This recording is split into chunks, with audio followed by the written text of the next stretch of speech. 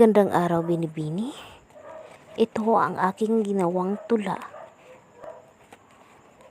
Ang pamagat ay ang aking pangarap.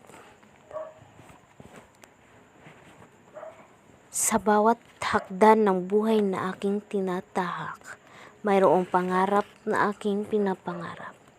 Ang bawat hakbang ay may kasamang pag-asa na aking dadalhin hanggang sa dulo ng daan.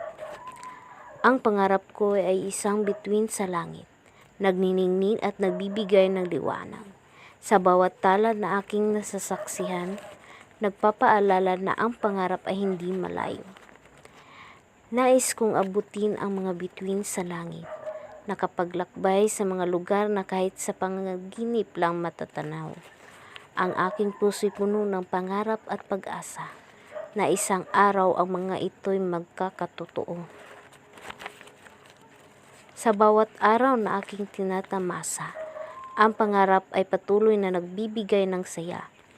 Kahit na may mga pagsubok at paghihirap, ang pangarap ay patuloy na nagbibigay ng lakas.